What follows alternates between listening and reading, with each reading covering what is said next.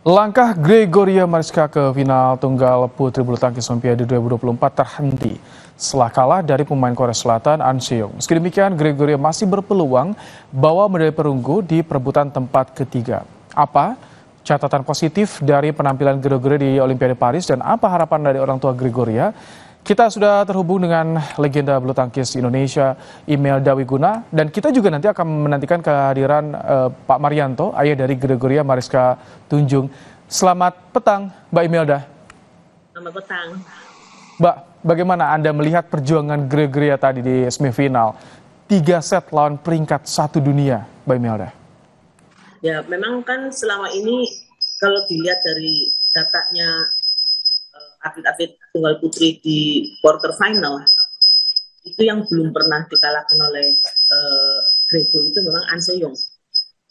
Itu jadi tadinya berharap sih ada sesuatu yang bisa terjadi ya, karena pertandingan di Olimpiade ini seringkali yang enggak gitu, karena mungkin faktor ketegangan, bukan hanya pemain Indonesia saja. Bahkan seeded pertama Lee Suki siapa gitu dari Cina itu juga kalah di babak-babak awal. Kemudian juga Son Jufei kemarin juga kalah, kan itu dia seeded kedua gitu ya, unggulan. Nah, jadi tadinya saya berharap dengan tidak ada beban dari Gregoria, sementara An Se-young itu kan digadang-gadang memang bakal jadi juara Olimpiade, itu tuh bebannya lebih berat sebetulnya. Nah, jadi berharapnya sih tadi game pertamanya kan menang jauh ya. Keduanya mungkin kalau poinnya seperti itu tuh biasanya pasti ada faktor lapangan, ada yang lebih enak dan yang lebih nggak enak gitu. Nah, jadi cuman di game ketiganya itu kalau saya evaluasi memang Grego itu memang selama ini kalau fisiknya sudah menurun, dia akan banyak melakukan kesalahan-kesalahan sendiri. Sementara An Se-young itu tetap bugar ya. Endurance ya di situ ya, ada faktor endurance. Ya sih, kita selalu lihat kan pertandingan-pertandingan dilakukan oleh Grego itu kebanyakan kekurangannya itu adalah di dalam hal fisik, ketahanan. Mbak Imelda, ini kan hanya Gregoria, wakil Indonesia di cabang bulu tangkis yang masih diharapkan. Apakah ini juga mempengaruhi mental Gregoria nggak sih di semifinal tadi?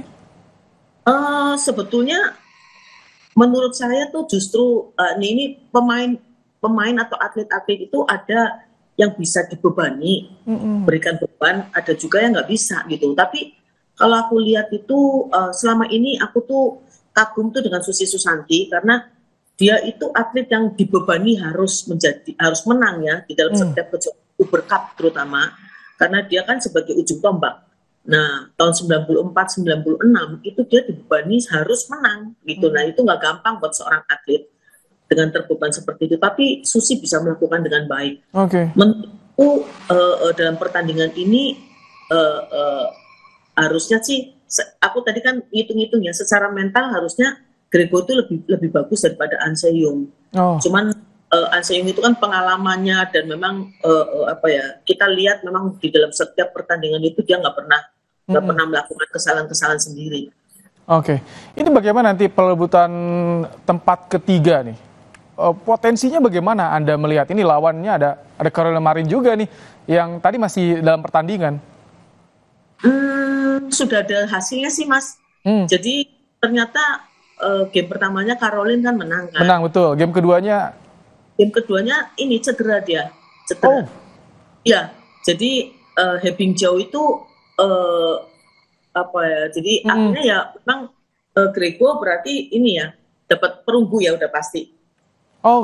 Baik. Itu menjadi kabar yang sangat dinantikan. Tapi kita juga, saya ingin mendengar langsung secara resminya karena ini masih on air di Kompas Petang juga. Nah, kalau misalnya Anda melihat, Mbak Imelda, bagaimana prestasi bulu tangkis kita? Ada nomor-nomor unggulan di awal yang ternyata bertumbangan di partai-partai perdana nih. Ya, itu maksudnya Indonesia atau yang Indonesia ya. Jadi sebetulnya bulu tangkis yang sekarang ini kalau menurut saya tuh kasihan gitu, karena pertandingannya terlalu banyak. Kemudian juga kalau anak-anak atlet yang sekarang itu kan gangguannya lebih banyak ya, terutama HP dan lain-lainnya. Kemarin ini sih saya melihat pertandingan terlalu banyak. Tadinya saya pikir itu 4 pertandingan terakhir itu kalau nggak salah Thailand, Malaysia, Indonesia Open. Tadinya saya berpikir nih ya, saya berpikir lebih baik Thailand dengan Malaysia itu di keep gitu, nggak usah ikut. Karena kan trennya Jojo sebetulnya sedang naik. Tapi di Indonesia Open diturunkan gitu. Nah, cuman kan memang agak sulit ya, karena kan pertandingan-pertandingan ini sekarang terkendala dengan aturan BWF yang mengharuskan atlet ranking 1 sampai 10 itu mengikuti beberapa super series gitu ya. Dan kalau nggak ikut itu mereka akan kena sanksi. Lalu yang keduanya masalah kontrak atlet dengan produk tertentu itu juga dihitung setiap, kalau nggak salah 2 bulan sekali. Tapi kalau untuk pemain terakhir Mbak Imelda, ada evaluasi tidak? Atau tim bulu tangkis Indonesia ada evaluasi tidak bagi Anda? Saya tadinya tuh mengharapkan trennya terutama Jojo ya itu tuh bisa naik loh. Jadi naik terus, dan peak performance-nya itu dia harusnya tuh dihitung jauh-jauh hari. Peak performance-nya itu harusnya di Olimpiade gitu. Jadi cuman ya kan ini kan udah terjadi ya, tapi sebelum terjadi sebenarnya udah ngomong sih, peak performance anak-anak itu harusnya tuh di Olimpiade gitu loh. Jadi pertandingan sebelumnya harusnya tuh agak turun dikit gitu loh. Ya, jadi nggak gampang Mas, nggak gampang ini. Baik. Kemarin yang kelihatan harusnya menang sih memang salah satunya tuh ya ganda putra kita harusnya sih. Fajar. Baik. Terima kasih Mbak Imelda Wiguna, legenda bulu tangkis Indonesia, telah bergabung di program Kompas Petang sore hari ini. Saudara, usai jeda, BNPB tebar 111 ton garam untuk melakukan modifikasi cuaca di IKN.